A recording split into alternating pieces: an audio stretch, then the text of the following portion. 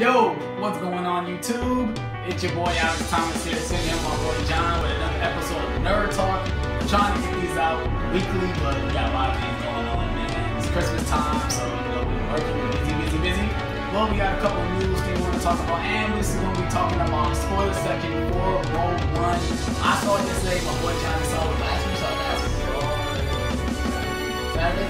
So we're about to go ahead and talk about some spoilers. I still got the movie fresh in my mind. I want to know what Johnny, he absolutely loved it, so maybe it will be fresh in his mind. But let's go. We're going to talk about some news stories that we just found out. I was big on the name of the new Batman game. Yeah. But it's not going to be featured Batman. It's going to be featured who? Damian. It's gonna be Batman's son, Damian Wayne. They were supposed to be making a Suicide Squad game along with the Batman game, but they canceled the Suicide Squad. It's Warner Brothers Montreal doing it? Yeah, it's WB Montreal. We did Arkham Origins, right?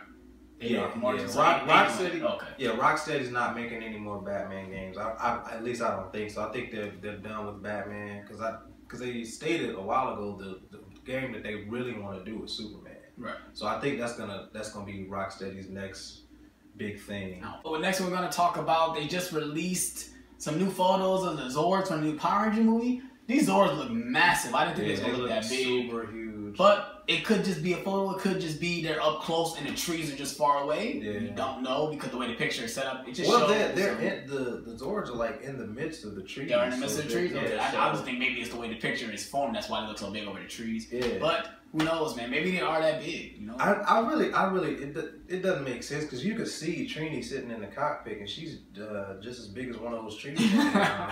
And it's like. Because Angel Grove is supposed to be in California. It looks like in the movie they're in Northern California instead of SoCal like they were in the TV show. And the trees that are in California are redwoods, and they're super huge. And they got it takes like 20 redwoods to make one Zord in that poster. Yeah.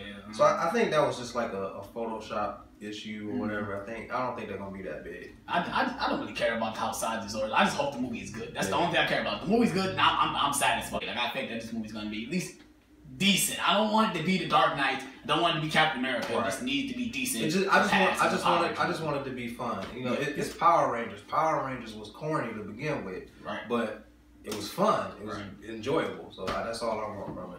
If Lionsgate can make Hunger Games to a big thing, they can make Power Rangers to a big thing. So I got hope. That's it for all the stories we want to talk about. Not really that much happened. They released the trailer for John Wick. I didn't see the trailer. They released the trailer for Blade Runner, but I'm not really a big Blade Runner fan, so I'm not really going to talk about that. Yeah, I remember watching Blade Runner and thinking, what did I just watch? Yeah, it's been years since I've seen it. It's been years, like literally, probably over 10 years. I seen it when I was really young, and I was just like you. I didn't understand what the hell I was watching, Yeah. Visually, it was a great movie, but as far as the story, it was kind of difficult to follow. Then again, I've only seen it once, so I could probably follow it if I was to watch it again. Right.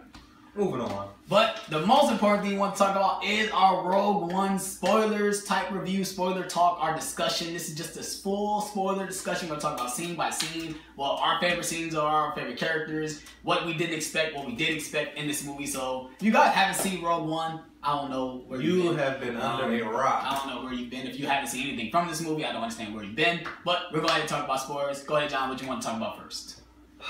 Where do I begin? Rogue One is definitely a war film. It is 100% a war film. It's just on other planets. It's definitely, as far as landscape, the biggest scale Star Wars film that we've seen because it takes place on 4 or 5 different planets. Definitely, yes, it does. You see the Death Star being used for the first time, and that scene was awesome. And what I love about this, the Death Star isn't fully, it's not fully like it is in the New Hope. It just takes out a little part of the planet. It doesn't destroy the entire planet. Right. You know, it's that in New Hope they literally destroy the whole planet. But in this movie they only destroy bits and parts of the planet. They destroy the place where Forrest Whitaker's character is, and then they just destroy where the characters are when they're battling at the end. Right. But that's the one thing I love about the Death Star isn't fully active. It's just there, you know. Right. People still don't understand what it is. They don't even understand that it is a fully grown weapon that can destroy planets. Right. You know, and that's what I love about it as well. And the way they explained the little tube and how they planned on destroying the Death Star, it makes complete sense. One, because Jen's father, what was his name? I can't remember his name. I don't remember his name either. But Jen's father, he you know, it was like a middle finger to the Empire. So he put that there on purpose. And second, it was because, you know, you got this big laser shooting out, you know, generating heat and shooting out this big laser that can destroy a planet. It's gonna have some exhaust, so it needs to go out somewhere. Mm-hmm. So you gotta put some holes in it somewhere. So it makes complete sense for the story as well as the rest of the franchise, because it fills that big gaping plot hole. Probably the plot hole of all plot holes. Yes, this is the biggest plot hole probably I've had for my whole life. I've seen the hole. I remember telling Mom, like, why would they make that hole to destroy the Death Star? Why would they make that entirely? Oh, now this movie solves that because the guy who created it, that's probably one of my favorite scenes where Jen looks at the hologram, basically telling her, like, I created this failsafe for you to destroy the Death Star. Mm-hmm. You guys just need to get the planet to figure out where it is, basically. Right. That's probably one of my favorite scenes. Mm-hmm. It's a very emotional scene, so I think Felicity Jones played an amazing role. Yeah, because she just assumed her dad was dead, and to see him alive, it was like, wow. That's why I think some of the relationships in this movie are really good, but the one relationship that I loved was between Donnie Yen's character and his friend. True Imwe. That relationship, those two characters alone, they're really good characters. They're really good characters. I just feel like there was more I knew about them. Like especially Donnie Yen's character. He's awesome. He is awesome. He's like a Jedi priest. His phrase is gonna be said like for the next 10 years, dude. Yeah. I am the force to need. I am the force to. I'm gonna probably go around saying that. That line alone that's quotable. Him and his friend, I think his name was like Baze or something. But those two had one of the probably the best story arc in the movie because they're, you know, pretty much complete opposites. Yeah. He doesn't believe in the Force. His friend doesn't believe in the Force, and you know, they're best friends. Mm-hmm. A priest and a non-believer are best friends. Yeah. Like that's. But then toward the end, he believes in the Force, even though it goes to that. Bro, he still believes I am the Force. He just start annihilating. That scene got me. With me. Like, that scene got me. Okay. When Chiro Imwe died, and he held him in his arms, and like he could see. Like, it was a genuine love there. He was like, he gone. Like, oh man, like the Force is real. I want to get back to what you said. This movie does feel like a war film, especially the settings. I love some of the photography that he used, man. Especially like the scene where the other character with he had the rocket launch, he hit the AT-AT. The AT-AT got hit.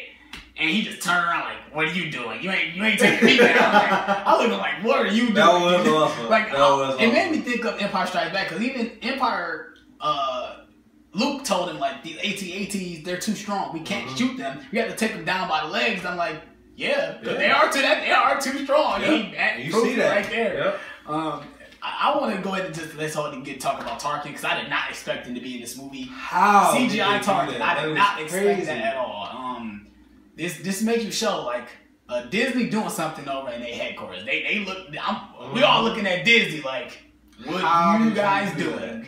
Like they had to have gotten somebody that looked like him, and then just tweaked it to make it look, you know, more like him. Right. Because in Revenge of the Sith, they had a Tarkin in a scene, just one little scene, but it was a far back shot. Right. It didn't show his face. It just showed like this back. He turned around, and walked away on when Darth Vader and Lord Sidious were like next to each other. Yeah. But you don't see him at all. But here you see him like truly fade. Like, no, at first I thought, I'm like, oh, this is a lookalike. I'm like, no, this is a CGI character. Right. It's not even like he has a cameo. He is a supporting character in this movie. He's in a good 15 minutes of this movie. I thought he was only gonna be in one scene. Like, he was in like four or five scenes. And, I did not expect that. I wish there was. We're gonna talk about Darth Vader, because I wish he was in it a little bit more, because he's Darth Vader. I mean, if I have Darth Vader in my movie, I'm about to use him as much as I can, even if it's only in 3 or 4 scenes. He was only in like 2 scenes, but I'm okay with that. The scenes he ran were awesome. Dude. When he chokes out, what is the main bad guy's name? I can't remember his name. I'm so bad with names. Yeah. all these characters have strange Star Wars names. But when he chokes him out and tells him, don't choke on your aspiration, I was losing my mind. Like, as soon as you heard the bass drop, you didn't even have to see Darth Vader's name. As soon as you heard the bass drop, you knew he was about to choke. He was getting choked, and he didn't even know it. Right. And of course, let's talk about his last scene of the movie, is where he literally annihilates all those rebels. It is freaking awesome. Like, you don't see nothing going on. You see like some big explosion going on, but it's just nothing but darkness. You see the rebels turn around, and you hear, and you see his lightsaber. I was like a little kid on Christmas Day.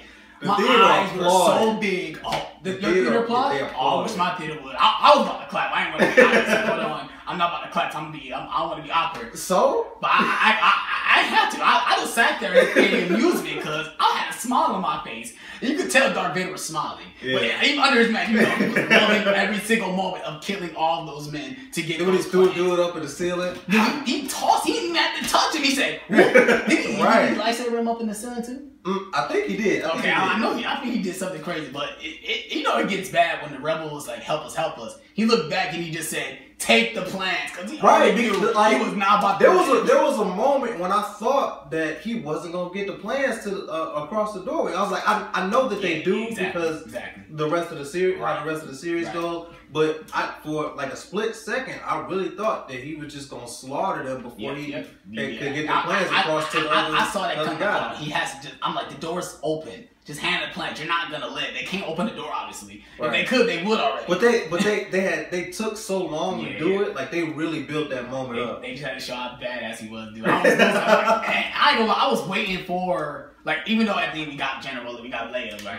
I was just waiting for him to do the whole opening sequence from The New Hope. I'm like, they gonna do the whole opening sequence. They gonna open the whole opening sequence. I was losing my mind. The movie literally takes place days before the events of New Hope. Days. That's like in the first and second act. By the time they get to the third act, it's literally like seconds. Yeah, it feels like you can literally pop in A New Hope right after you see this. Like, you go home after you see this, go home and just watch it, because it literally takes place right after that sequence that Darth Vader's literally dogged everybody. Right, it's insane, dude. And you know, it really got me how it was the beginning of New Hope. The costume that the rebels were wearing, they were wearing the exact same costumes in that first opening. I'm like, this is A New Hope. This is A New Hope. This is the opening scene from New Hope, and that saved the movie for me. Cause at first I was like, okay, it's a little dry. All right, I understand what the concept is, but that Darth Vader sequence, it was just amazing. Dude. And hearing James Earl Jones' voice, it gave me goosebumps. It gave me goosebumps. Like, I'm sold, man. I'm just sold. And it did have a few Easter eggs in there. One that I noticed was one of the fighters, one of the rebel fighters. I forget his name or his whatever they call him, but he died, and that's why Luke exactly whatever his name was. Right. It's slipping my mind right now, but that's the reason why he takes his name, because he died in this movie. And I'm surprised that they like committed to everybody dying, because they could have explained it another way. Like they could have had one character just go off and do his own thing, but they really committed to everybody dying. Like there's a scene when just everybody's dying one after the other. I saw that coming. Once I see like both Asian guys died, and they show even the robot, even the droid died. Right. Oh yeah. Like they killed the robot. Once they killed the droid, I'm like, it's over with. They're all dying. They killed the droid. They're all dying. There's no way they're getting out of this. But I kind of like that though, because even like, okay, when once they said let's fire the dead zone, they're all about to die. There's no way they're gonna get out of it. There's no way they're gonna get out of that.